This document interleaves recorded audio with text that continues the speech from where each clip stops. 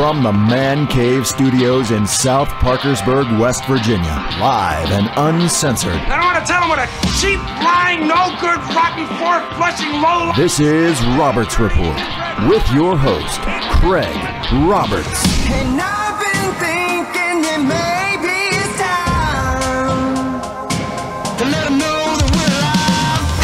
Everybody, lift your hands to the sky. If you feel me, let them know that we will survive. Can you hear me? Can you hear me?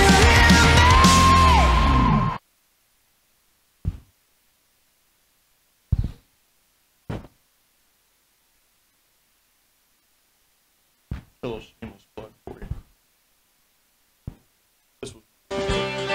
With the Steve Hussey Band out of Parkersburg.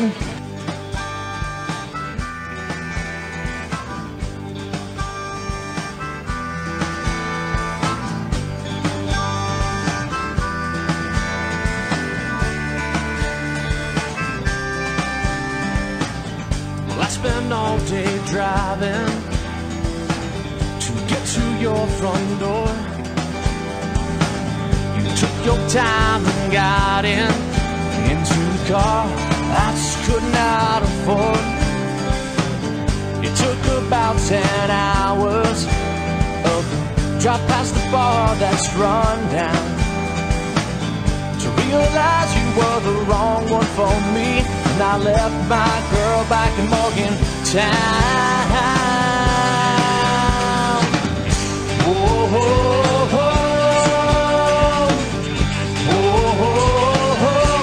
my sweet girl, in Morgantown.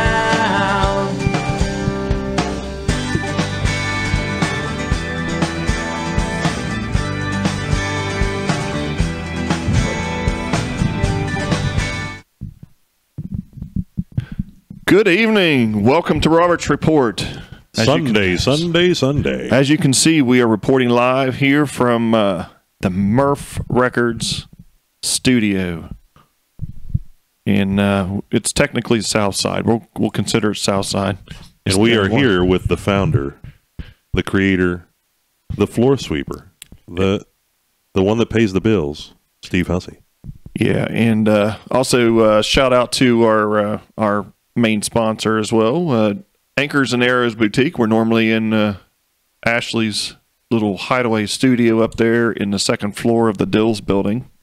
We want to thank them, and they just a reminder, they do have their fall collection in right now at the Dills building, and you can also order online.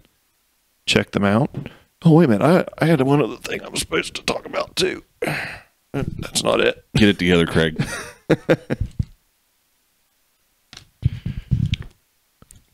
Deb Lawrence and Johnny, I don't know if you knew this or not, Steve, but they are They're officiants. Can you see Johnny as marrying you? They know how to tie knots, is what he's saying. They know. Nice. That's right. They have different packages. I would go on their website and check out. This doesn't actually have everything that they have offer on there, but they have. I've seen somebody asking on MOV What's Happening about a free wedding or getting married for free or whatever, which they don't do for free, but they do have a sign and go deal that you can do sort of a shotgun wedding, I guess, so to speak. You can go in there. It's like, I don't know. That's their lowest package, and they got a middle package where you can get the whole shebang, and then they have with the photography and so. Check out got married in a fever. Check out Deb Lawrence, Mid-Ohio Valley Officiants, Wedding Officiants on Facebook. Make sure you like them and check them out if you're planning on getting married. It is. I'm already married. The only one that's not married here is Nate Dog. Yeah. Well, we'll see what happens. Yeah. You never know. As George Michael says, you got to have faith. Right. But we are here live with Murph Records, and just a little bit of flashback into vintage Steve Hussey band there at the beginning of the show. Many memories there. You're making me feel old. Well, that was to be honest with you, that was probably the first time that I had ever heard the Steve Hussey Band, and that was one of the best, in my opinion, Parkersburg homecomings that we had on entertainment. I mean, between you and then I think 38 Special, 38 Special was right after that, and just the whole entire package was unbelievable.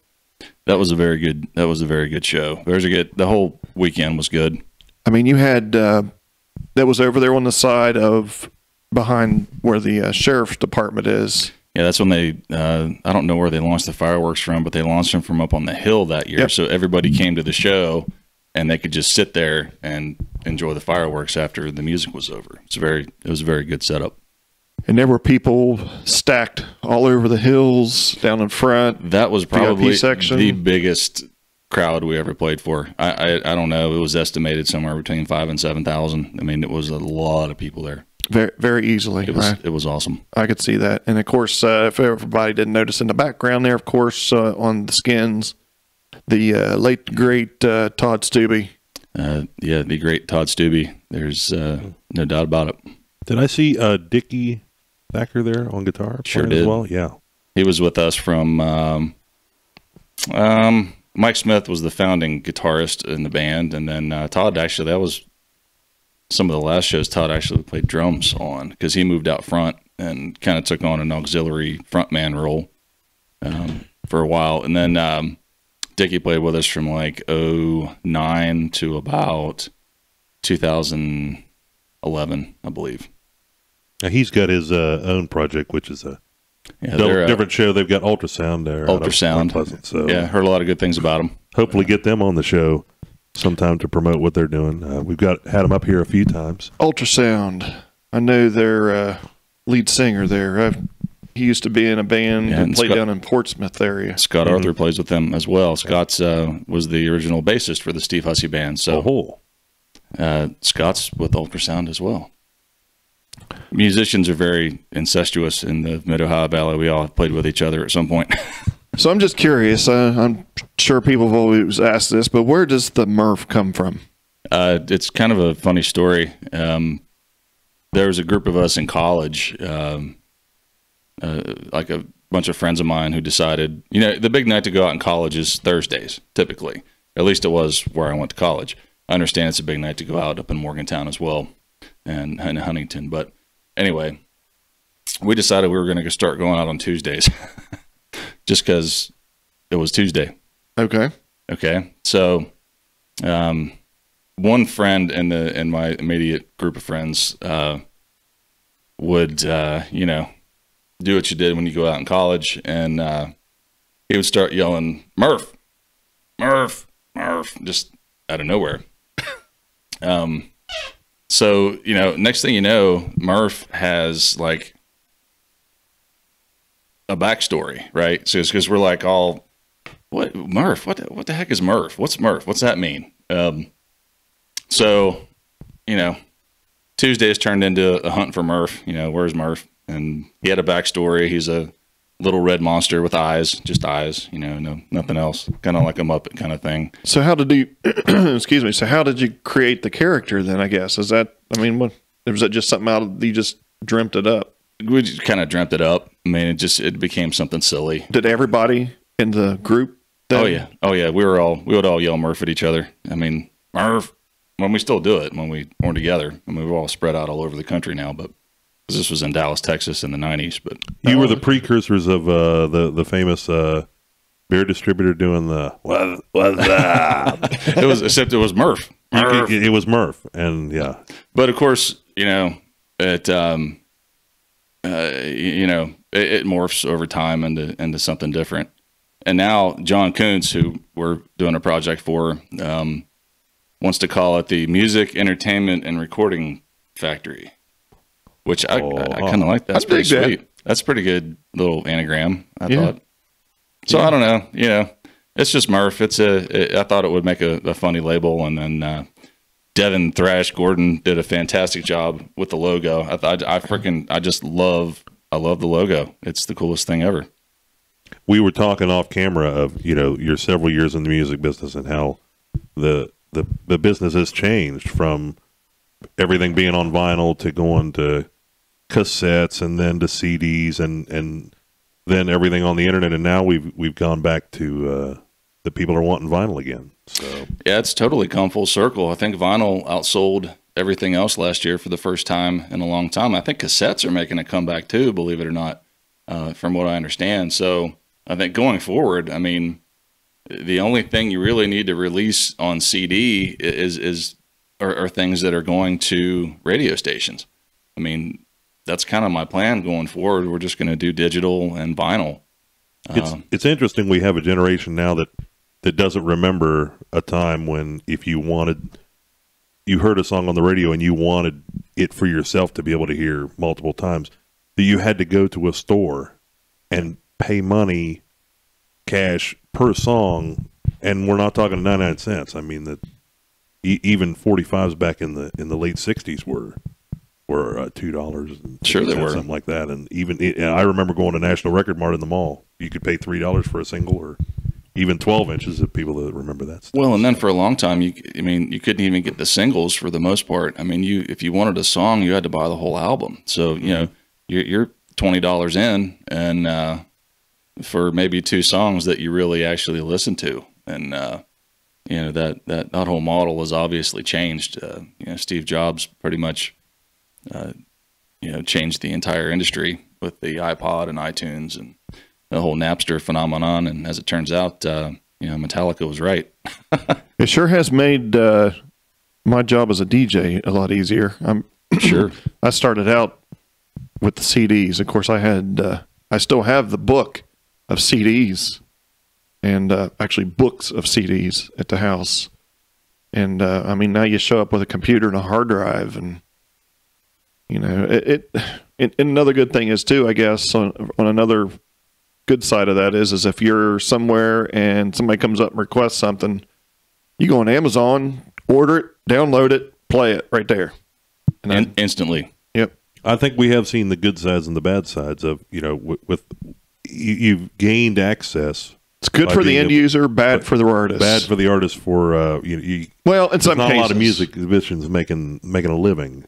Yeah, in some cases, because you think about it, it is a lot easier to get it distributed now. You push a button and you hit millions of people versus you got to buy this record, you got to buy this record, you got to buy this record.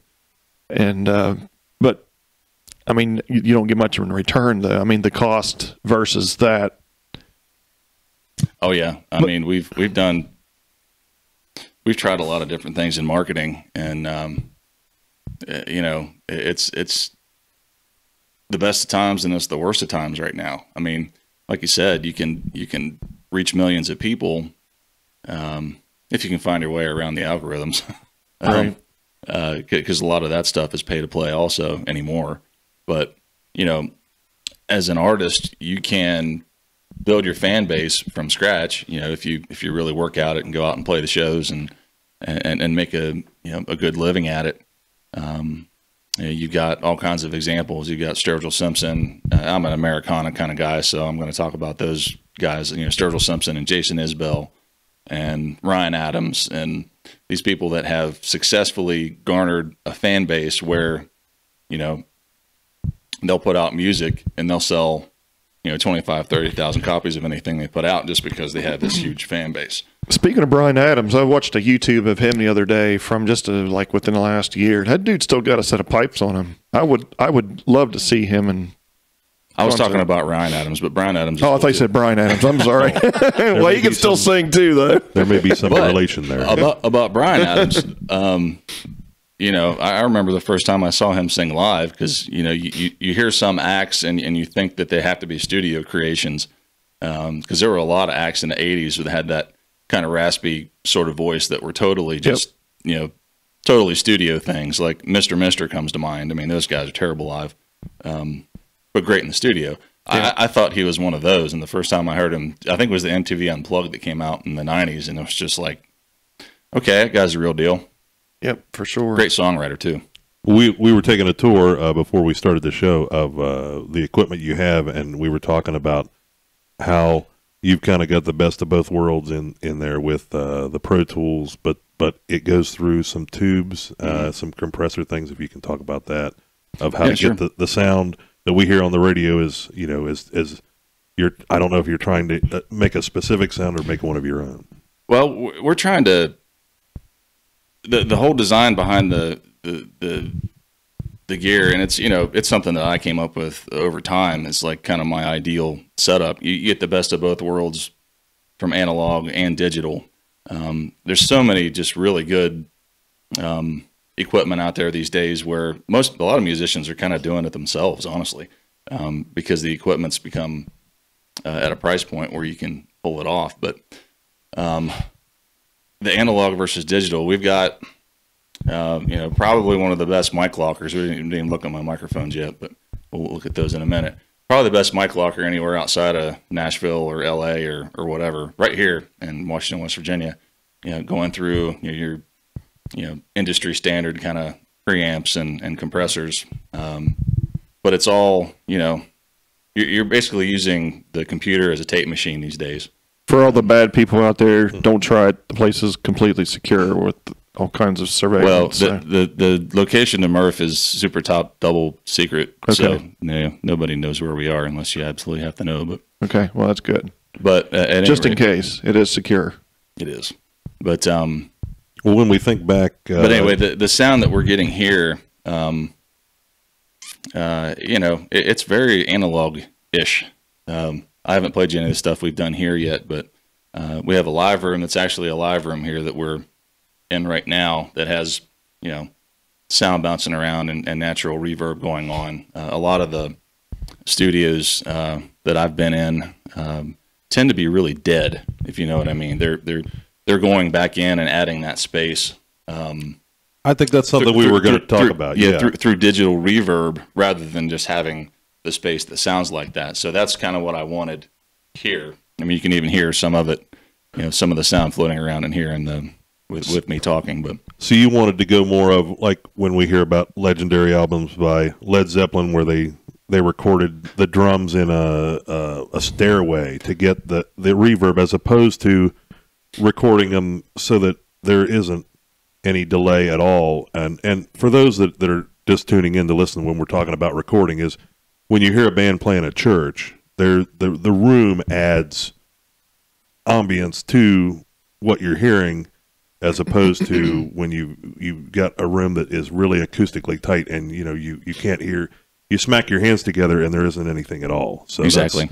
So that's what I wanted. I wanted you know, actual real ambient room sounds when we record. And I'm telling you right now, if you're thinking about recording drums and we're not part of the conversation, you're absolutely crazy, because this room, for whatever reason, and probably most of it was an accident. I can't take a whole lot of credit for it. I was getting ready to say, who would think that the living room and kitchen of a double wide would be this acoustic? I'm telling you, I'll play you some of the drum sounds we got after we're done here, and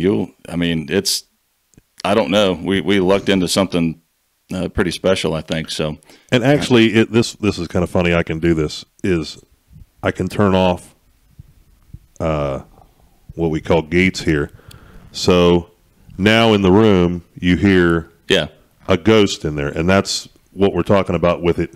You're taking the drum sound or even an acoustical instrument sound, and you're amplifying it and giving kind of a natural reverb. Yep. Yes. Yep. You can hear it when you shut the gate off. When I know back in the 60s they were using, at the end, they actually used, they would put a speaker and play the music through it, and then at the other end they'd have a microphone, and that added, they said there was some type of tank underneath a driveway or something at one of the studios that, and that's something that they added at the end because they had everything really tight and there wasn't a lot of they were trying to get that big sound. So right. So, you know, setting us apart from other folks, this drum room and the sounds we're getting are really something special. You know, if you don't consider doing vocals here, I think you're also crazy. We've got you know, a bunch of classic microphones that have been on hits all the way from the 50s all the way through pretty much yesterday. So any vocal chain you can imagine, we get very competitive sounds here as well. And also I want to kind of put a pitch out for, if you're at a stage in your project where you have a final mix and you're looking for a place to master it, please get in touch with me, because we can do something called analog summing here that is really unique. It basically runs your digitally mixed in the box, what they say, so to speak. We take it back outside of the box and run it through some really cool analog gear, and it just gives it some warmth and some vibe, and that is really warms up your recording in the digital space. So I think we've got a pretty good handle on mastering as well. Or even if you're looking for someone to mix your project, running it through that same process gives you a totally different sound and experience.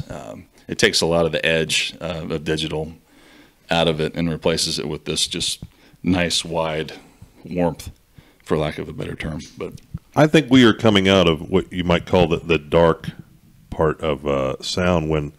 When I remember when the CDs first came out, and we were talking that at the beginning of, they just basically took the album master and put it on the CD. So you weren't getting any better quality.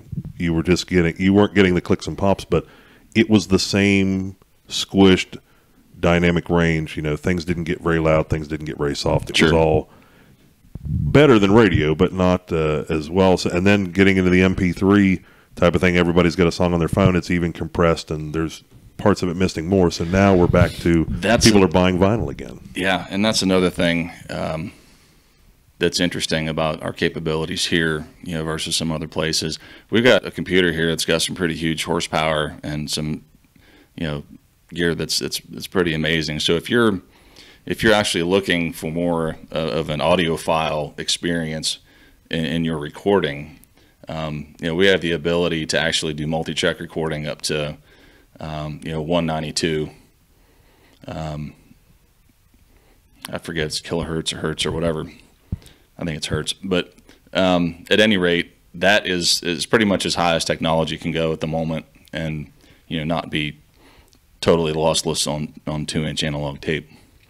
So and it makes a difference. I mean, I don't care what anybody says. There's two sides of the coin where people say they can't really hear the difference between an MP3 and a WAV file and something that's recorded in 192 ultra high fidelity. But I'm telling you, it matters. I have played some things for my mom, who's in her 80s now, and I've said, now this is what an MP3 sounds like. This is what, and sometimes she can tell that there is a difference, and she does like it better, but she can't tell what it is, and that's great. That you don't need to know as a consumer, but when they listen to it, it gives you a better connection with the fan. That's the whole reason we're doing this, is to connect the artist with the audience. Yeah, no doubt. So it's just I'm proud of the setup we've got here. I think it's unique in a pretty large radius, and this space, like I said, it's a double wide at the end of a dirt road, but I mean, we lucked into something here, and I'm really excited to do it. And we kind of are approaching a period of time where I've got some capacity to take on some work. I didn't really have that over the summer because anybody who's friends with me or follows me on Facebook knows about my son and his baseball career. So that pretty much ate my lunch this year. Go ahead and brag on him a little bit there. What's going on with him right now? Well, he's made a name for himself. We went to a couple of showcases last fall and got a chance to play some pretty high-level travel baseball. With Senior, right? He's a sophomore. Sophomore at South? At South, yeah. So he'll be playing baseball there this spring. But he's a big boy, too, by the way. He's over 6'3" now and about 210. So, and he's not a pitcher. He's a hitter. He's a bat, as they say. And just had a really awesome summer. Ended up on a bunch of high level scouting reports kind of thing, and got to play on national TV over Labor Day weekend, and got an offer to play baseball in the class of 2021 at West Virginia University. So he's got that going for him, and most recently we're dealing with the initial stages of sports agents. So how does that work then? Is he able to sign a letter of intent this early, or it's a verbal at this point? It's non-binding technically on both parties, but they've. I mean, I can't see why. How you would get a better offer than that? Not in this area, not for our situation. I mean, he honestly, with the summer he put together, he batted close to probably 390 and hit 4, 5, 6 home runs, something like that, and.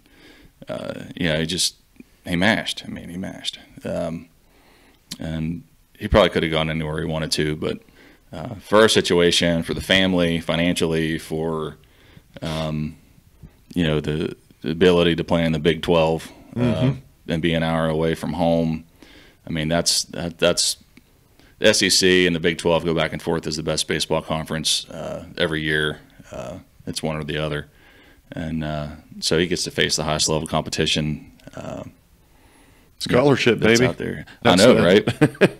And, there's not as much baseball scholarship money to go around as there are in other sports, but he's a good student too. So, he should qualify for Promise scholarship and maybe a couple of other things. So, and bottom line, he's going to be pretty much all covered, not 100%, but, with college these days, man, and so now we're having to, we've got that part covered. So, yeah, now, he's ranked in the top 100 in his class in the country. He's like the 4th ranked first baseman in his class in the country. So you have to actually start thinking about the draft at high school also. So that's something we're going to have to deal with. I don't know. It's all crazy. I just wanted to get him some looks for college, and it got we got a little bit more than we bargained for, but I don't know what they call them. So let's good problems to have. The last time you were in the man cave, this obviously things were normal around town. We hadn't. I guess I want to kind of touch base with you around your buddy. It's as soon as that happened. I know it's kind of funny, but the first thing I thought about was your. I know, of course, first of all, friend, but second of all, I knew how he was with your band and how influential Todd was with just the writing and the band. And you really can't put words to it. He was a founding member of the band. He was with us from day one for the entire run of the entire 10-year or so run that we really had when we were serious about it. For those that don't know, we're talking about Todd Stubbe, of course. Yeah, and he's the kind of guy that with the funeral, I'm sure there were 25 people in that room that thought he was their best friend. You know what I mean? He was that kind of person. And then I've never met anybody who was less judgmental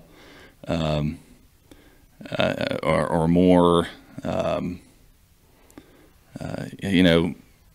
just had a sense of fun. He always seemed to find a way of. He was always a thinker. Sure. You know what I mean? Kind of and it was always on trying to help somebody. Yeah. Just like this whole Dills Center situation, all of the previous, all the prior thought that went into what he wanted to accomplish and what he wanted to do. And taking people along with him, like, I know we talked a little bit about, Anchors and Arrows Boutique, and then there's the yoga studio down there, Double Rents, and there's all these other things that he kind of brought along with on it. And they all, he has or had a way of bringing out the best in people. There's not really any other any other way to put it. I mean, I don't know. He's always up for a challenge. He was always up for bettering himself. I didn't know that he wrote songs for probably, we'd been playing together for 5 or 6 years, and then he starts coming to me with some things. I'm like, you kidding me? You've been like hiding this from me this whole time? And it's really good stuff because it's all the material that turned into the Onion Brothers and that kind of stuff. And he ended up co-writing several songs with Steve Hussey Band, and turned out to be a really good guitar player on top of So the one song, "If I Could Be a talents. Millionaire," what was that? One of his, or was No, that was that's actually a Bare Naked Ladies cover. Oh, okay. It's just something we kind of incorporated into the show early on, and that was a big kind of hit because we'd be faithful to the song to about halfway through, and then we would ad lib the rest of it every time. So you never knew. We never played the same version of it twice.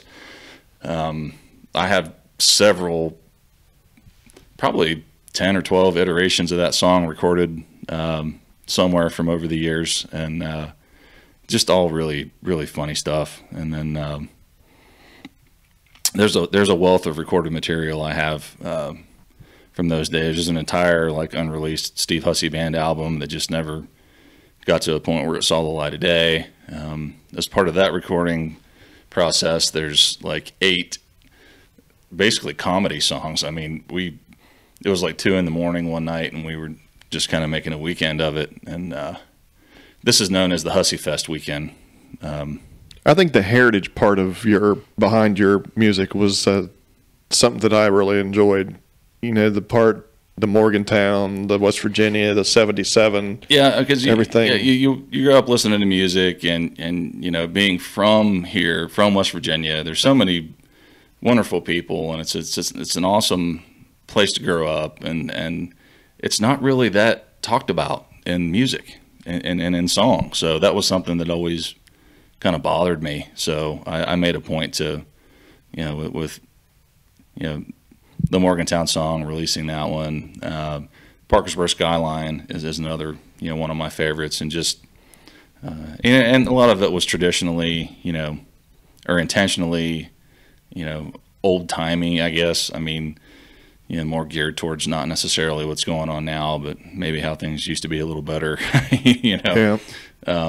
But everybody probably feels that way at some point. There's still a lot of positives of being here versus a lot of other places. But And the most famous West Virginia song, "Country Roads," was written by a guy that's not even from West Virginia. And apparently he was sitting in Harper's Ferry when he wrote it because the geography is all from that area. But Yeah. but I love the state. There's just something about it. I'm 5th generation West Virginian on my mom's side. All of my relatives on that side worked on the railroad up in Grafton.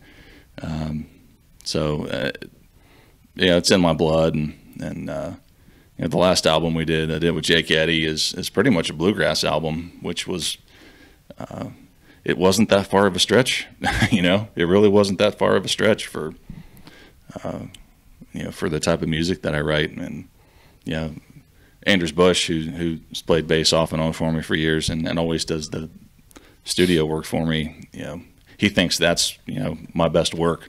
But I don't know. I've still got a lot of stuff yet to do. But it's been mentioned before that the country that we heard in the 90s and even into the 2000s was more like 50s rock and roll type of thing. And now the country we hear on the popular stations being released seems to be its own hybrid kind of maybe a little more of the pop side that there's been a distance now, but there are a few artists out there that are keeping it traditional in the country and Americana. Yeah, I watched the CMAs last year, and half of it I found bewildering, and I really liked the other half. So, the pop rap hybrid country music, I could pretty much do without if I was up to my, if it's left to my druthers. I'm more of a, I really enjoyed country music in the 90s and the early 2000s, that whole, Garth Brooks, Tim McGraw, all of those John Michael Montgomery, Montgomery Gentry, those types of bands. I really love that type of music, and I kind of hope it makes a comeback. I mean, there has been a comeback in traditional kind of country music, but it's more being branded as Americana anymore. Well, we got Chris Stapleton's out there doing some things, love him. I love Chris Stapleton. Listening guy's to just- the local stations, I just You won't hear him on the radio. when I listen to country radio here in the Mid Ohio Valley, it really doesn't make me want to roll my windows down and cruise. You had to throw that out there, didn't you? Yeah, That's like one of the most overplayed songs ever. Well, there's literally 5 or 6 corporations that own Next to Wagon Wheel. every commercial radio station in the United States. So all of the playlists are controlled from the top down. Barriers to entry are very high because you have to have $1 million marketing budget to hire an independent radio promoter. I mean, that side of the business in terms of the way things used to be run and opportunities for things to happen organically, rather than by someone being paid are pretty much gone. Well, it's interesting you mentioned that. We were talking off camera about Tom Moulton. If you want to do some Google him, he's the one that created the 12-inch record and did a lot of recordings and things. And he was in radio for a little while doing promotions and things, and he was very unhappy that there were people that were playing records because they were making money off of them, and he thought, well, I thought you were playing the song because you liked it, and right. that whole payola thing that went in the 50s and early 60s thing. Payola never went away. I mean, there are probably some industry people that'll won't be happy with me saying this, but it's just changed channels. That's all. I mean, there's a whole subset of the radio industry that are called independent radio promoters, and you basically pay them to pitch your song to radios. As an artist, you can't really do it yourself. You have to go through these kind of predetermined channels, and you have to have a pretty sizable budget if you're looking at commercial radio stations in big metropolitan areas. We're trying a more grassroots approach because you can get there that way as well. I mean, that's what Sturgill Simpson and Jason Isbell and those types of guys did. They went out and played a whole bunch of shows, and they got support mostly from like community and college radio, which still have a lot of latitude, and you can send them a CD and they can get you on the air.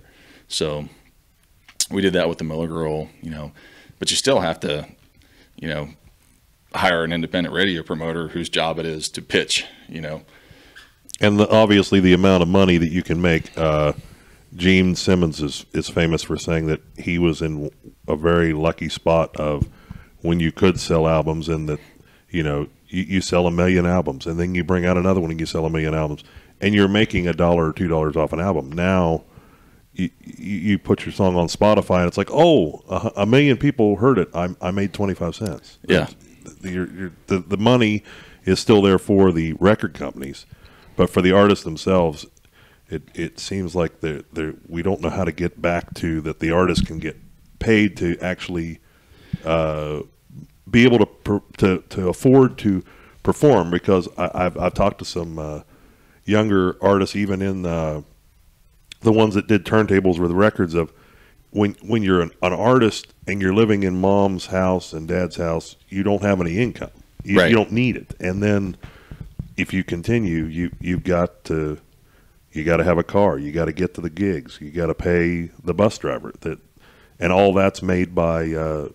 We've got some Steve Hussey shirts here and some Merv record shirts. The merch seems to be the lifeline for a lot of artists that are traveling over the United States. And the live music shows. I mean, and it is so hard as an artist starting out to get over that hump from playing, the guaranteed shows where you're making $200 and $300, $400, $500, to show up and play for a built-in audience, to the ticketed shows, which is where the money's at. That's where the money's at. When you can get to a point where you can sell 500 tickets on a given night at $30 a pop, and you can demand a $7,000 or $8,000 guarantee, and the promoter can still make money, net of their expenses as well. It is so hard to get from point A to point B there. You can't even, and believe me, we've looked at it. This is pretty much the only nut we have left to crack here. We've got all the other things covered. I can get you publicity. I can get you on the radio. I can get you, I can get your music in front of people that put money in, or put music in TVs and commercials and that kind of stuff. I mean, we've got those types of connections. What I don't have an answer for is, I'm an artist trying to get out on the road, and I can't get you 100 dates. Then you got to they have to have a little bit of elbow grease themselves in that case. And as an artist these days, you have to have some kind of a business head on your shoulders. Which, yes, yes. God bless musicians, but for the most part, that's not the way they think. Yeah, we had Mike. I love y'all. Don't get me wrong. What's the group? One of our favorite rock groups around here, Wayland, that's made. It was such a proud moment that maybe not a lot of people understood of when they got rid of the old bus, right? And they got the new bus, the one that every time they come to town, well, the alternator's bad. Oh, well, the exhaust is falling off, and then finally they show up like, whoa! Yeah, now they finally did it. Wasn't it Mitch that was a R&B dancer or something like that? It was either Mitch or Pete. What's his name? The bass player. I can't remember his. Anyway, it doesn't matter. Hey, we got a couple comments on here we need to address. Sure. I'm having to dig them from my phone because I wasn't smart enough to get out my other computer. We are at Murph Records here with Steve Hussey. Yeah, your brother actually commented on there. Says many groups get the instruments recorded right, but the vocals are the weak point, and then mixing everything together right is a major issue. Explain why having a good mic locker and even taking your music tracks to a professional studio is vital to taking good recordings and making a great recording. I can't say it enough, but the gear matters. If you're recording on, a $500 microphone into a $200 interface,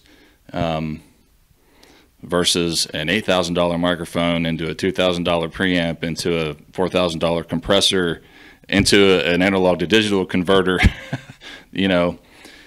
it matters. And if you want your music to be taken seriously, if you want program directors to sit up and pay attention to your music, if you're trying to get it on the radio, if you're trying to get it into music and or into movies and commercials, you have to have that edge. And we're lucky enough to have those high-end chains, right here in town. And I mean, price on everything. I just pulled my headphone out, but price on all audio equipment is real important. I mean, if you get a Behringer set of speakers versus, EV or PV or, oh yeah, just as an example. Well, there was a time, and we're thinking back to, I'm thinking back to the 50s and 60s when you had 4 tracks, and that you could put a vocal on one, you can put a guitar on one, you can put the drums on one. Now that technology has really gotten more economical for the artist starting out. You can record to your phone. Yeah, and that's what, everybody gets the idea that they're going to, buy $500 worth of equipment and record, Yeah, Steve, you and I the next blood on the tracks, and it's just not going to happen. And you and I kind of talked about this the other day about, and then it's been done. There are exceptions. I mean, Bon Iver, did that and had a big. Well, going back, like I said, going back to the 50s where they recorded in a church. The movie Tom Hanks did, That Thing You Do. Right. They recorded onto a tape. The crickets. They recorded in the garage, and you can still hear the cricket on there with it and it was put on a 45 and it was pressed, but then that was their starting point. So everybody's got to start with something you can. And as Steve's been talking that's about, true. But people don't understand how economical it really is to come into a studio like this either. I mean, it's not that expensive to come in and record here, folks. I mean, how do you get paid? That's a good topic. We charge by the hour typically, but if we're invested in a project and we really believe in it, I can come to some reasonable amount on like a per song basis. That way we're not rushed kind of thing. But you know, a lot of it depends on, you know, if I have to go out and hire session players for your song, if I have to, like, for example, if I have to bring in a drummer and a bass player and a guitar player, it's going to be a lot more expensive than if, you know, you recorded it somewhere else and I'm just, you know, basically doing the final mix for you. I know I'm a movie buff, and I remember watching the Loretta Lynn story where she was playing to her 4 little babies, and the guy in the studio, she started playing, and he said, "Oh, I'm going to have to call some better pickers here to do her honky tonk girl thing." So that Right. Not only does if you are a single artist, you know, you play acoustic guitar and sing. You have to decide, well, do I want to just release it acoustically, or do you want to have a drummer come in, a bass player come in, maybe a guitar to go with you? But even if we do that, I mean, you know, we can do songs for as little as, you know, $200 a song, even with session players. I mean, so in the grand scheme of things, for the chains and the equipment that we've got available for people to record through, I mean, I think you're silly if you don't at least come out and you know, take a look around and listen to some work that we've done. Would they be lucky enough to possibly get members of the Steve Hussey Band? I mean, if they wanted to have Jeff Ray be on their Well, sure. on their album, Yeah, Jeff does session work for me all the time, and you know, so does Anders Bush. Yeah, I mean, if that's something that's important to somebody, we can make it happen. Speaking of Steve Hussey Band, is Steve Hussey Band officially in retirement now, or? Yeah, but we're getting ready to roll out something new. I'm glad you asked. I put a post up a couple weeks ago, kind of a, you know, crypto announcement kind of thing. We're rolling out a new project probably you know, over the winter, and it's called Steve Hussey and the Last Hope. So it's kind of a play on Star Wars, and so's the logo. Yeah, it's Steve Hussey in a Star Wars script, and, you know, Any the Last Hope in the middle. But any sneak peek on it, or on what they can expect? What style? it's very much in the Steve Hussey Band vein, so it's not that big of a departure. I'm of the opinion that with Todd no longer being around, to be, you know, a part of that. I mean, people around here still call it the Steve Hussey Band. I played a gig yesterday at the mall that people are still calling the Steve Hussey Band, but for all intents and purposes, you know, I want to put the name into retirement, you know, out of respect for Todd.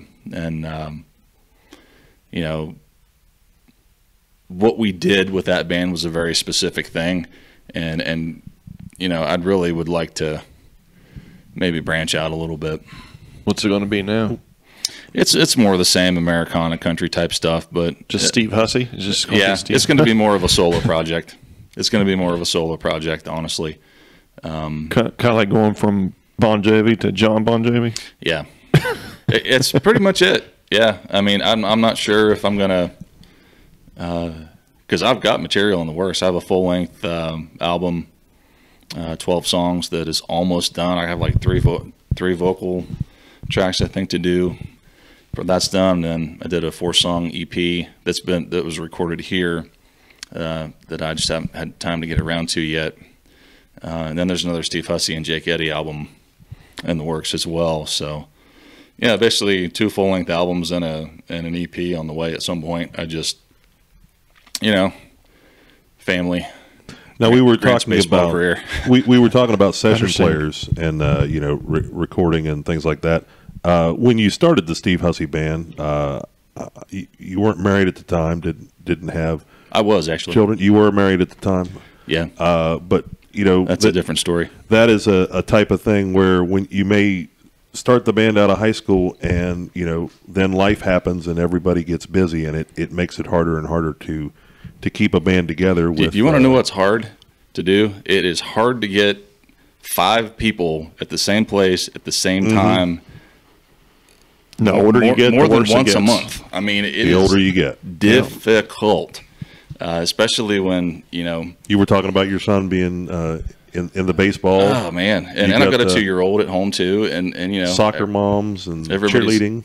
I mean, it's just it's difficult. You know, life happens, and you've got responsibilities, and you know, not to mention I've got a pretty demanding day job, and you know, I think a lot of people don't understand on the when you hear music's an a album, passion, and it's very much a labor of love. I mean, God, I'm definitely at a net loss for life. Well, we see on groups. what I've done with music. Craig and I are aficionados. I wouldn't have it any other way. Craig and I like the live music scene, and sometimes you hear an artist on the radio, and then you go see the band. The lead singer, the one who's the founding member of the band, is the real person, but that band may be the traveling band. That when we were talking about session musicians, that the session people in Nashville you hear about, some artists they take the session people along with them, but they record and they have day jobs. They go to work and they spend 8 hours in the studio, and then they go home to their wife and family. And then if they're going on tour, there's a band that's hired. That's right. To go with them. So yeah, that's you're absolutely correct. I mean, there's people that and there's people that do both. There's people that do session work, and then they're also out on the road playing with people. The guys that played on the 12-song full-length album that's going to be the next release for me was actually done in Nashville, just because I wanted to do something in Nashville. It was like a bucket list item. I want to go record an album in Nashville. So I found a producer down there. I didn't do it myself, which was a really cool experience because it takes everything off of me. Producing is stressful because then you're responsible for the arrangements and getting everybody together, and then I'm trying to engineer everything on top of that, so it gets kind of hectic. But it was really nice just to be able to walk into somebody else's studio, have a producer that had gotten all the musicians there, charted out all the music, and they banged it out. And the main room here at Murph Records studio is they mostly track drums in here, but the room is big enough if you wanted to get everybody in the one big room and do the old style. I'll tell you what would be fascinating to do in here would be like a bluegrass album. That would be something that I would really love to do. I would need to get some dividers probably to get some isolation for the instruments. But like partitions and some cubicles. Like some of these acoustic blankets we've got hanging up. Hang them on some racks. So, but that would be absolutely fascinating to me, and I think this room would sound amazing because it's got some funk in here. I don't know what it is, but it's totally lucked out. I think it's raining outside, so we can all look forward to Hussey Goes Bluegrass coming to a YouTube channel near you. Something like that. I kind of already heard it with the Steve Hussey and Jake Eddy thing, but there's another one coming. But I would love to do a bluegrass album here. So if there's any bluegrass groups out there that happen to be watching, give me a call because we can make that happen. Of course, Johnny Stats, I'm sure he's already got his own hookups. But Johnny Stats and the Delivery Boys. Yeah, he's amazing. And Jake Eddy is pretty amazing as well. Yeah, he doesn't he doesn't suck, as they say. Actually, his whole family, I think, are pretty well wrapped up in music, aren't they? Well, I'll tell you what, if you've never heard his mom play, you'd know where it came from, because Mary's a wonderful musician in her own right. And then his little brother, Carter, he's the real deal also. Carter plays bass for us sometimes when we play live. And, he's every bit the musician that Mary and Jake are. So they've just got something in the family there that's really special. We had touched but right before we went on air about that music is one of those things that can keep your mind off from wandering into maybe the darker side of getting into doing drugs and things like that. Of course, it is a long-standing thing that there were musicians that did use drugs during the time, and there still are. And those were some of the best songs, actually. You had mentioned that if you're not a sports, if your son or daughter are not, they can't play a sport, that music is definitely something to get them interested in that will keep their mind working so that they don't wander into that wrong side of the tracks as we talk about. Well, I'm telling you, I mean, if you're, I'm sure it's kept a lot of people. It kept me out of trouble.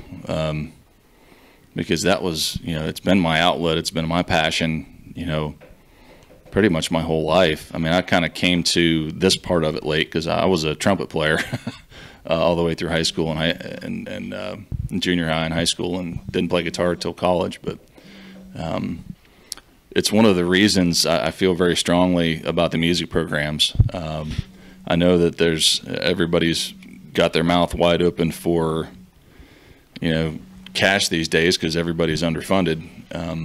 But to keep those music programs alive in the schools is something that I just feel so strongly about, because it gives, like you said, it gives kids that don't play sports, that don't have any other real interests, it gives them an outlet, and I don't keeps your mind moving. It's you don't get into that. It's something that's positive that you can do with your free time. I mean, I don't play any instruments, but I don't know what I would do if I didn't have music as an out for, we've had conversations before about the mood you're in. If you're in a really crappy mood and I mean, truly, music really does have the power to heal. Oh gosh. In so many different ways. It's if you're feeling crappy and you put on a hard thing, it's spiritual. It's spiritual. There's no doubt about it. It comes from another place, and I'm trying to remember what it is. I will say that till it is not of this world. I mean, let's put it that way. I mean, you got 12 notes on the scale, and there's infinite ways to put those 12 notes together, but something about the act of listening and singing or writing a song is very spiritual, because it comes from somewhere else. As a songwriter, I don't feel like I can take credit for anything I ever wrote, as weird as that sounds, because as soon as it's you find that zone and you find the creative spot to write that song, and it's almost like it's coming from somewhere else through you onto the page and into the recorder. And I feel a connection to all those songs. I feel like and I think it's different too about having a ghostwriter versus having your own story. Well, the singer-songwriters are who I listen to. I mean, I don't listen to a whole lot of music that wasn't written by the person singing it. There's so much. There's probably more country and pop music that are ghostwriters these days than rock. Yes. Most of, of course, Kiss and Aerosmith and all these different classic bands, which it's different of actually hearing it from who wrote it. Right. I think a lot of the magic in the earlier days, it wasn't in the computer in the box, that it actually happened in the studio, as we were talking about session players and things. You got on the internet, you can watch Daryl's house, where he'll bring over the Isley Brothers or something like that, and they'll collaborate with the players he has in his band, and they'll sing back and forth. That is the benefit of having a recording studio and bringing session musicians in, that you may have wrote the words, but you don't really know, I want the melody to kind of go like this, so that actually being in the studio with musicians, you can further write your song. Yeah, I mean, I'm not a hugely technically gifted musician. I mean, just being perfectly honest, my philosophy on producing very much has to do more with surrounding myself with people that are way better than me than anything that I'm bringing to the table. I mean, I think I'm technically competent on a lot of things, but in terms of the creative process of arranging a song during production, to me, it's very much more about locking yourself in a room with 4 other musicians that are really kick-ass musicians and seeing what happens. Well, instead of writing out the arrangements for everybody and charting it out and saying we're doing these measures here and whatever, and just I really love the process of riffing off of everybody and the drummer speaking up and saying, hey, we need to add an extra 2 measures there, and let's do this and this. And I'm like, okay, that's awesome. And then the bass player will kick in and say, hey, I don't like that. Maybe maybe that whole thing is very much Well, that's like the more my production style than anything else. Always has been. It's been arrangement by committee rather than me saying, we're going to play a 4-bar intro, and then we're going to do this, and then we're going to do that, and this is how we're going to end it, and this is what I want you to play. So I mean, I'm like, no, that's not how this is going to happen. You're the bass player.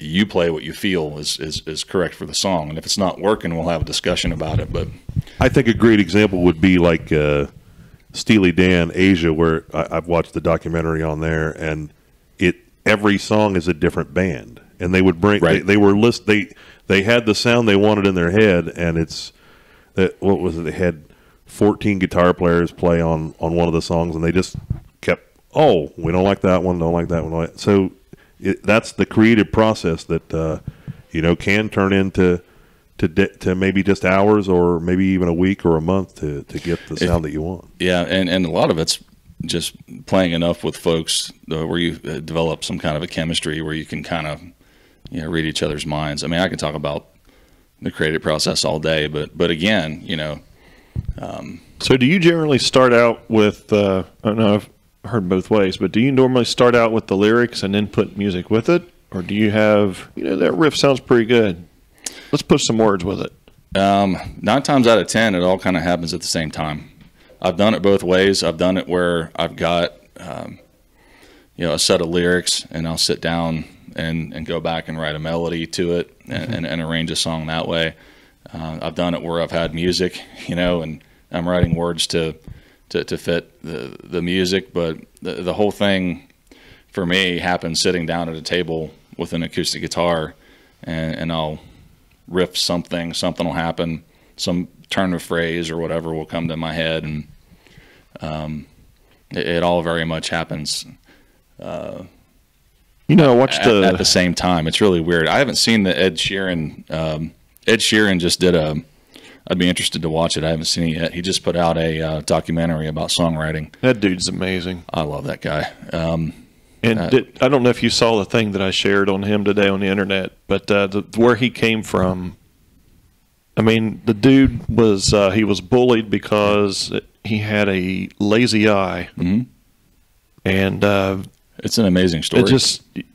I mean, the whole process of sleeping in bus stations and sleeping outside and not eating sometimes, and nobody works harder at it than he does either.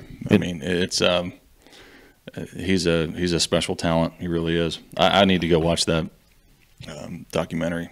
I would love to go. I've yet to see him live, at a show. But I took my daughter a few years ago up to, it was Akron, I think. He was playing Akron, and that was the tour.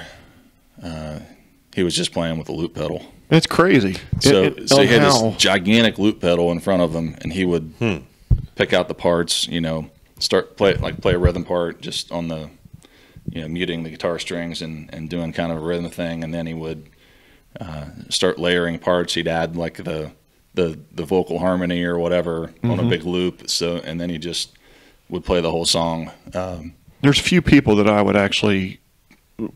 could sit and listen to an acoustic show, and he's definitely one of the ones that would be up there. He's amazing. He's definitely. Aaron Lewis is another one. Aaron Lewis and even Corey Taylor of Slipknot. He's got a completely different voice outside of Slipknot. I've heard the stuff he's done outside of Slipknot, and it's really, really good stuff. The guy, and somebody had asked him one time, it's kind of funny because somebody asked him one time how he kept his voice conditioned, and he's lots of black coffee and unfiltered cigarettes. Little extra harmonic. Never seen a dude though be able to. I mean, if you ever go see a Slipknot show, though, the guy just does not stop from the start to the end. Well, it's the same with Stone Sour too, I guess. But Stone Sour is really good stuff. What more do we have on the comments? You got anything? No, actually, it's storming here in Parkersburg. That was one of the comments. Yeah, it is here too. Southside. Southside. Yeah, so I think we can probably so what? I guess the last little bit here. What do you got coming up new that I guess you get? We already kind of mentioned that. Well, I need to plug the show that we're doing. I'm working with Jake on promoting that show on November 24th. We've got the lead singer from the Misfits coming to town. Oh yeah, actually I did see that. And I'm helping Jake, promote that show. There still are some tickets left. We've sold a bunch of tickets, but we are, I think we're closing in on a sellout. So if you haven't looked into that show and you have any interest in it, amazing vocalist and songwriter from the Misfits. His name's Michael Graves, I think. He's the one with the little quail hair thing. That's right. Coming to Parkersburg, coming to the Dill Center. Now, is that going to be down in Cosmic Pete's, or are they going to do it upstairs there?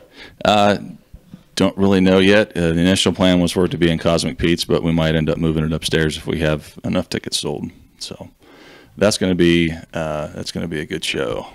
Okay, I'll put that out on our page at least. And that's coming up just here in a couple of weeks. So that's a good thing to talk about. Other than that, we are taking some, projects here at the studio. So, if anybody has an interest in doing that, please get a hold of me and please be patient with me. I mean, everybody that knows me knows I have a day job, and right now this is kind of a side thing that I work in when I can. So.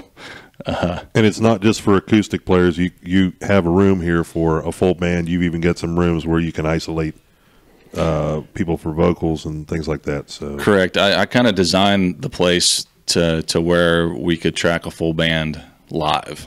So, if you're a band that plays and it's pretty tight, it would take you no time at all to come out here and crank something out that's pretty high quality, because we can put. Typically, the way it worked is I can put a vocalist and acoustic guitar player and a bass player in the control room with me, and then I've got a couple of different rooms over here where we can isolate a guitar amp. So, there's your guitar player. I actually have another room we could put keyboards in here in the back if we needed to, and I could probably do those in the control room as well if they're coming straight out of a keyboard. And then the drummer obviously be in the live room. So we can track 5 pieces at a time. We have enough high enough track count to be able to pull that off. Now, how do they get tickets to that show? I was going to put that in there. Basically, go to the Facebook event page and click on the Get Tickets. Okay, I see it there now. They're all being sold online. So I forget the vendor that we're using, but that is the big event that we've got coming up at Murph currently. We are going to be finishing up projects. Been working with Josh Blaze, really exciting, up-and-coming younger country artist. And we've got a project for John Kuntz, local country singer-songwriter, that we'll be finishing up here in the coming weeks as well. We were talking earlier, while we're talking about artists here, Chris Stapleton. That dude's voice is just, and his old school country style music, right, is. I'm a big fan of his producer also, Dave Cobb. Dave Cobb's kind of the current it guy for Americana production. So if you've got if you're an edge of country, not mainstream, sort of old school kind of country person, you're lining up. Everyone's lining up to get Dave Cobb. And one of the reasons I like Dave is he always talks about how the room sound is integral to his production process. So, he's actually when we were putting this place together, I kind of had that in mind, because I wanted wherever we were to have a live room that had a very specific, sound that we could only get here. And we totally lucked out with this space. It was not by design. I mean, it just happened to be. I was prepared to treat this room however we needed to treat it to, make happen. I mean, whether it be totally dead and we add reverb later or whatever, but the dimensions in this place, it's got kind of a vaulted ceiling and it's a pretty decent sized room. Now you were talking about for whatever reason, the natural kind of slap back small medium room reverb in here just sounds awesome with drums. It wouldn't be hard to put petitions up in here at all. No. I remember him talking about it. If everyone out there has seen the Sound City documentary, that it was a big building they built Vox guitar amplifiers. It was an old industrial shipping room or something, and they just put drums in there, and it just and there was a certain spot that sounded magic. Yeah. And welcome back, Doug. All the big songs, Karen, Roger. That's sorry for those who can remember when Nirvana came out. That's where they recorded Nevermind. Sure did. Yep. So if you're looking for that live open style sound and hopefully that it's not sounding like it's coming out of a computer, that it's got that natural sound to it. It has mojo. It has definite mojo. I'll play you some stuff here when we go off air, but you'll hear it. You can't describe it. I mean, it would be hard to find a set of drum samples that sound like it, because nothing's going to sound like it. That's we did. Craig and I both went through that stage of everything. Into the late 70s, there were pretty much every sound you heard was a musician, playing a keyboard, playing drums, things like that. And then getting into the 80s, you get into the Prince and the Michael Jackson type of thing.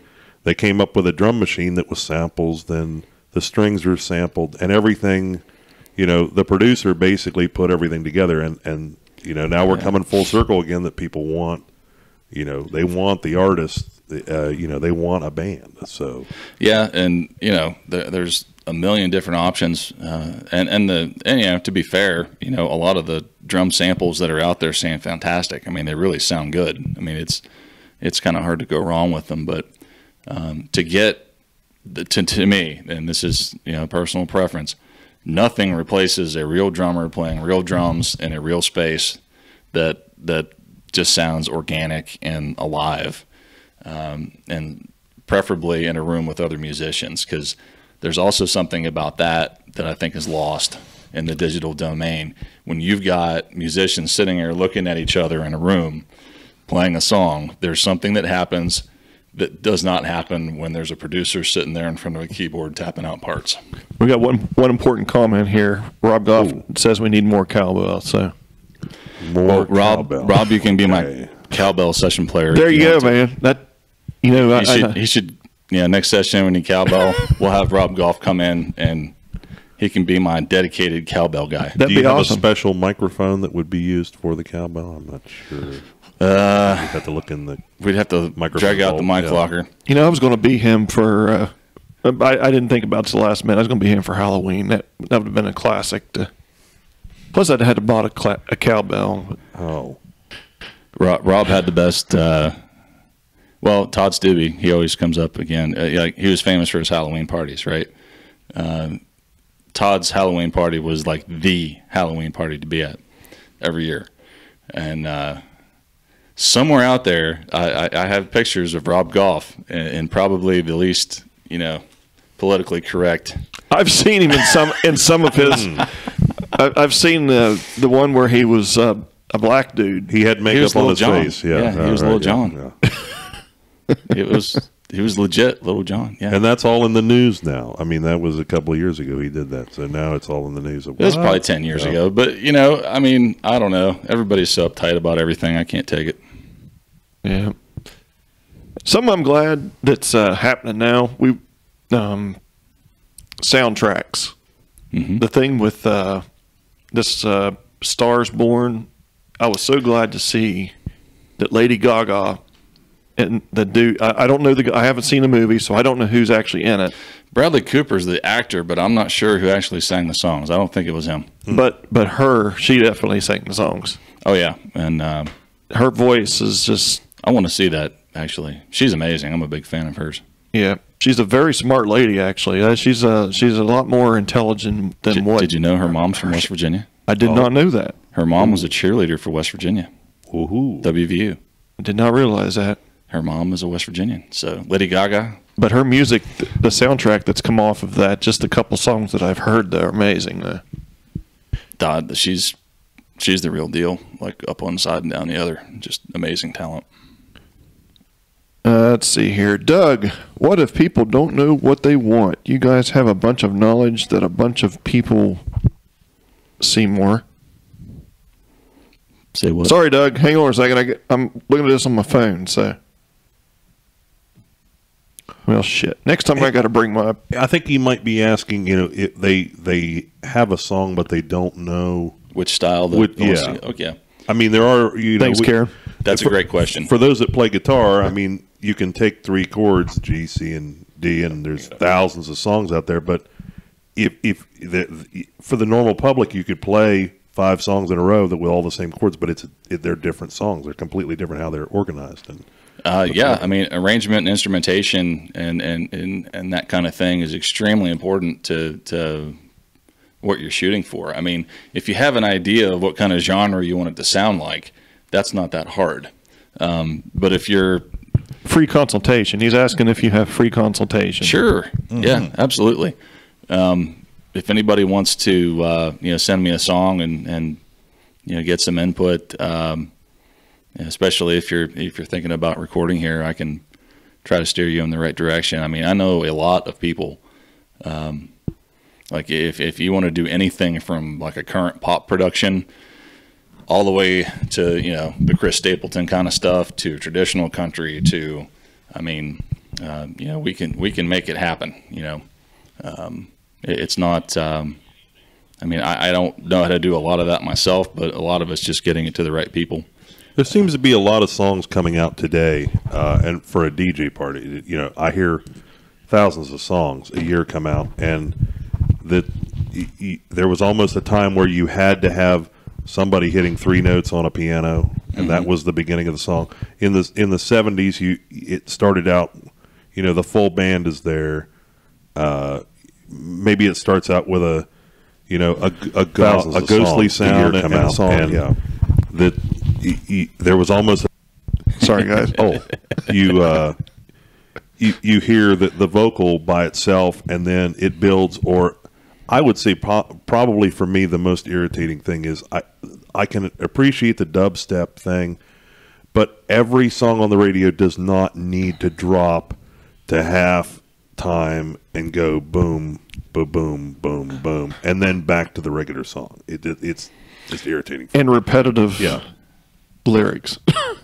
Well, I can't hardly listen to current radio because to me they're not songs. I mean, a lot of them, there's no real melody.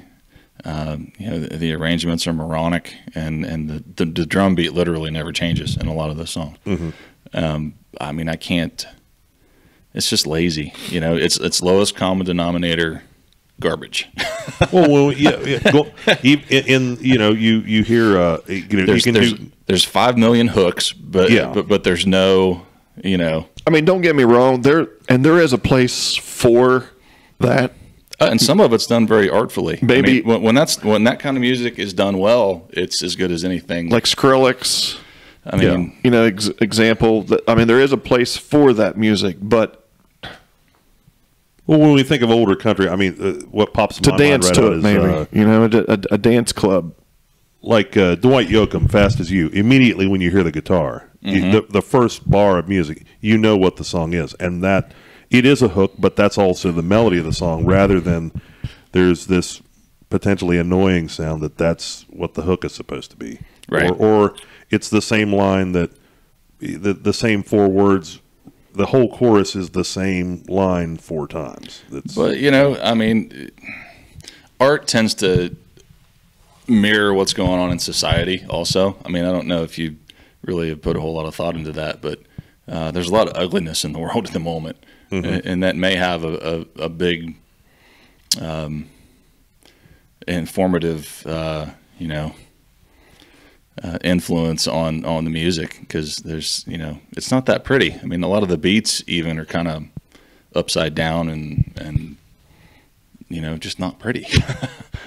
and there's a lot of, I have a lot to say about that. There's actually a video I'm working on with Andy Holbrook, Skylight Media. That's from the EP. I don't get real preachy in my music. It's probably going to be the most preachy I ever get, but just about the power of treating each other with kindness and about how forgiveness is it's not for you. I mean, actually, it's not for forgiveness. Isn't for the other person. It's for you. It's just to free up your own soul. So what do you think about these music? I mean, you mentioned earlier about watching one of the shows. What do you think about the without I don't want to get into political debates or anything, but when you turn on, are you talking about like The Voice or no, not that. No, I'm every freaking award show that you come out there anymore. I mean, a good example, MTV. What the hell happened to MTV? You don't have the videos. The awards. You don't have rock, and you used to have Metallica. You used to have Nirvana. In the awards now you got Imagine Dragons. It's just I don't get what they're doing there either, because MTV is not music television anymore. No, they made a choice to follow their reality format TV, a reality TV format, basically ad nauseum, and they've abandoned their roots, which is a shame because people would still. There is still a want and a need for that. I mean, you have YouTube that you can watch, yeah, but that's not the same. Well, the interesting thing as TV and having a channel for it. I mean, how many times did you turn it on and just watch videos? It's interesting that when MTV came out, and that was in the early 80s, about 81, 82, there were two other things that happened at the exact same time that people don't relate to that. And number one is a very famous person decided that the whole United States wanted to hear the same 20 songs in rotation over and over and over again. And there were also computers used to track how music was, to do like the Hot 100, like, oh, you have the number one song. It used to just be somebody would call the record store, and they changed that around to that when the barcode was scanned on the CD or the barcode was scanned on the album, it immediately counted that, so it automated everything. And I think it was the demise of what we see of radio now. Of you've now got a lot of people that are not exposed to the same music as they would have 20, 30 years ago, because everybody's got their own little niche.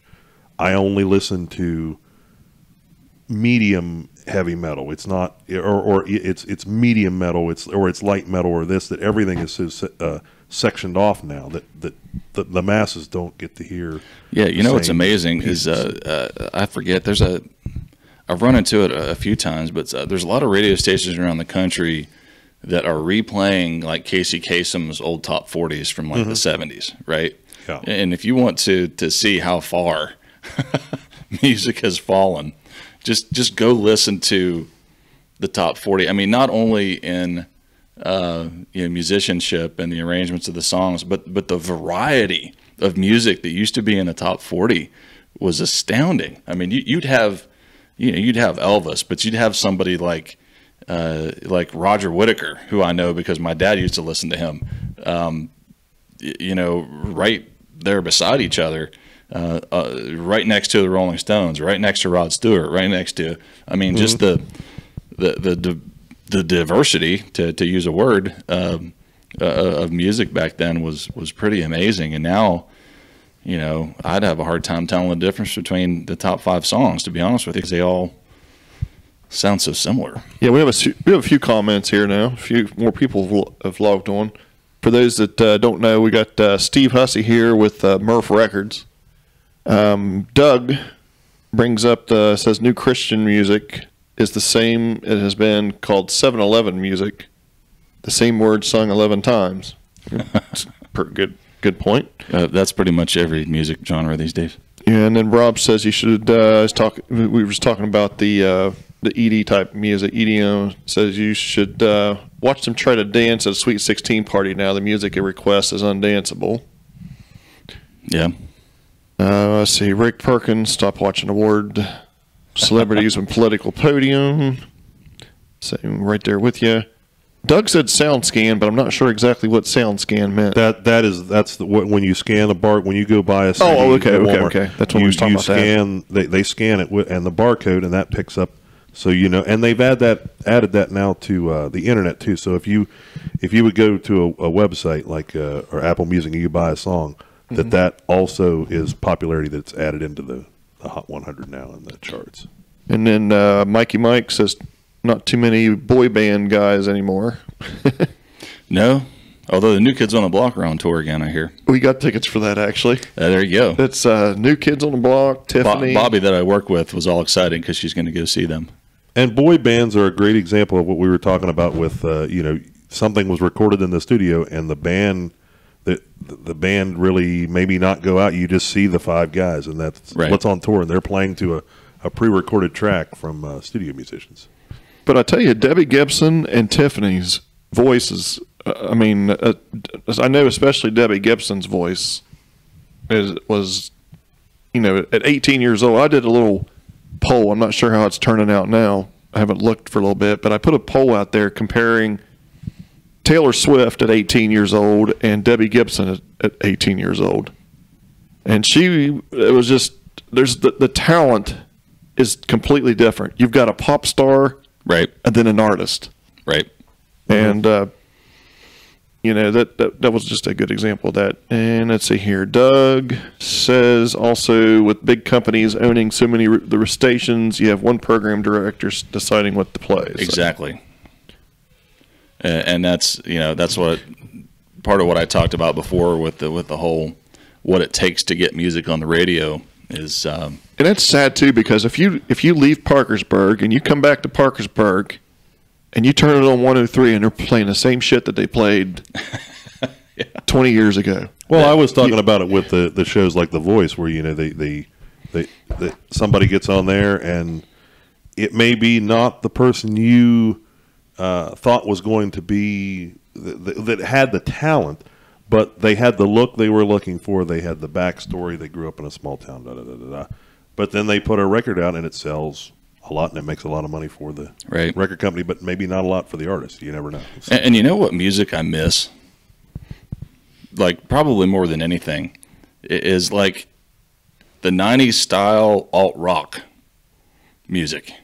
It is nowhere to be found these days. I mean, I'm talking like, the Green Day, kind of like, oh gosh, I said that now I can't even think. Even like Oasis. I mean, those types of the bands, that kind of music. That's a good point. Actually, it's kind of funny. Even the Matchbox 20 kind of stuff is non-existent. I just mentioned the other day how much I would love to see a Rob Thomas or Matchbox 20 show or tour. Oh man, that would be the songs. I mean, that guy's a monster. Dave Matthews Band. Yeah, that was a whole, jam pop band, I guess you'd call them. That era it's kind of like it got killed. Yeah, I mean, it killed the '80s. It killed the hair bands. Yeah, and then it died. Yeah, and then everything just kind of went over to where we are now, which is, really bland. Well, I remember DJing around '89 and '90, and we were very unhappy at school dances when the grunge came in, the Seattle sound. Yeah, because it was like, this does not fit at all, and nobody really wants to dance to it. And we're trying to have a dance, so that you've got the New Jack Swing type of things coming in. But 90s dance was the best dance 90s music. dance was the best. There was some good stuff in there, too. I mean, I was a big Boyz II Men fan. Those guys were awesome. Yeah, Karen, we talked about Ed Sheeran earlier. She said that he's writing some good stuff. Very, very talented. Karen Kibble. Hi, Karen. Yeah, Ed's one of the real deals in the music business these days. Well, folks, I think we're about to the end of the line here. I think we ought to come back next. Oh, you mean this will be a part one and there'll be a part two? I think we ought to have a part two. I think you should come back next week. If we can we need to round up some artists, though, I think, and rearrange us a little bit. Let's do some. Let's do this and incorporate some music next week. Okay, that sounds good. Nate, can you bring your magic box? Oh, absolutely. Because your magic box is everything. There's a possibility to get a few more members, current older members, maybe of the Steve Hussey band to come in and play. We could. Let's Just see what you can do. Let's see what we can come up with. If you can't, we'll wrap it up and we won't do it. But if we will, Steve will have to look through the Rolodex try to, and we'll see who pull we out some can numbers and see what we can see do. who we can pull in here. Oh, Rick Perkins had one more thing. What's your opinion? Rap killed dance music? Nah, not really. I don't think so. Rap's still around, unfortunately. There's not really much dance music. I mean, they don't. I mean, and I think there's a cultural thing behind that because kids don't go out anymore. You're exactly right. There is no club music because there are no clubs. And that's another sad thing. And What you know do they what? play for roller skating? What do they play? I've They seen still it. play the stuff we listen to? They Yeah, play the they 90s? do, actually. Oh, okay. I see it with my older kids. They and I'm sure when they get older, I mean, they Snapchat each other and then they go hang out at a friend's house, and that's the whole MO of dating has really. Don't even get me started on it. That's a whole nother show altogether, actually. Yeah, we can talk about that for hours. Man, that just Hey, where are you going this weekend? We're meeting at the Escape Hatch Xbox in the mall. One. We're going to the Escape Hatch in the And mall. then- Oh, you mean back in the day? And then you watch them communicate, Yeah. and there's none of this. We are talking, face to face. They're sitting 3 feet away from each other, and they're Snapchatting each other. It's phenomenal to behold. Well, I have to say, I have texted my wife in the other room before. Oh, that happens. Well, you got to know if dinner's ready. I mean, when you're out in the man cave. Yeah, no, it doesn't. It's not that. Well, But anyway, It's are you coming to bed? let's get some musicians out here next week, and we'll see what That would be happens. awesome. now, if somebody wants to get a hold of you for booking Call- a session, how do they do that? I would just call me. Actually, I hate voicemail. I don't like emails. The best way to get a hold of me is to text me. Okay, so my phone number for that is 304-210-5887. You will have much more luck texting me than you will any other form of communication. What was it? One more time. 304-210-5887. And they can go to the Murph Records Facebook page. There's some details on there. There's some details. There's some details on the website as well. So, if you're interested in more information about what we can do for you, these days, to be perfectly honest, if you're an artist that's just starting out, I'm not real interested in doing a whole lot of artist development type of things. If you're someone that's out playing a lot, there's probably more I can do for you. And you did say that because of the time of the year, that not a lot of indoor places for smaller kids to play baseball, that you've got a little more free time. I've got more free time between now and say next June. Okay. So I will have some time to work on things out here at the studio. So, if you're at the final stages of a project looking for some place to master, definitely keep us in mind. We have some cool equipment that you can't get that sound in the box. It definitely is more than a $500 studio. I can tell you that.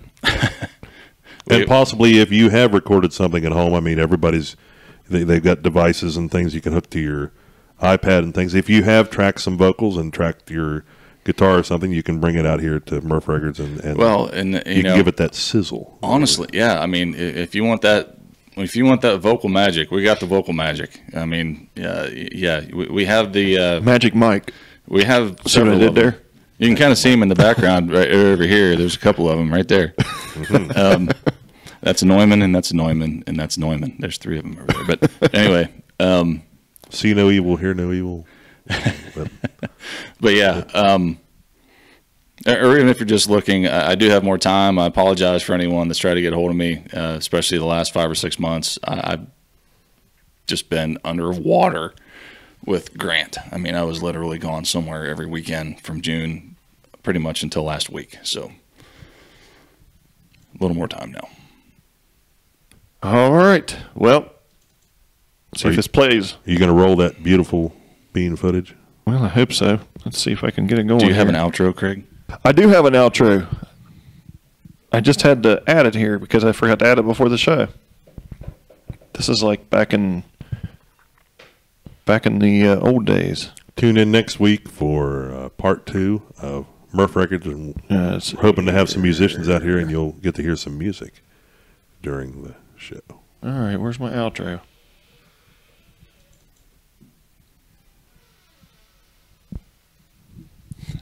Sounds pretty good, doesn't it? Yeah. That screen doors keeps on.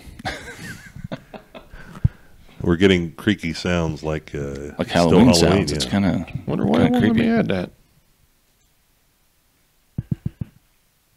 What was that?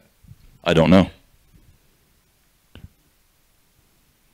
You got ghosts out here as well? It may be. That may have been a ghost. We are definitely out in the wilderness. When the directions to get here was a little more extensive than going to Little Red Riding's house. So, Yeah. All right. The top secret location, need to know basis only. That's right. Well, thanks, Doug. I appreciate that, bud.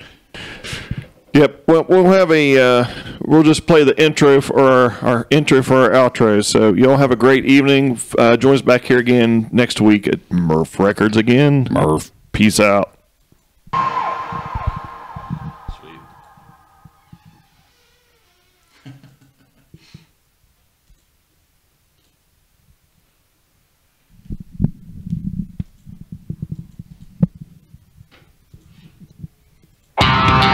From the Man Cave Studios in South Parkersburg, West Virginia, live and uncensored, I don't want to tell him what a cheap, lying, no good, rotten, four-flushing low. this is Roberts Report with your host, Craig Roberts. And now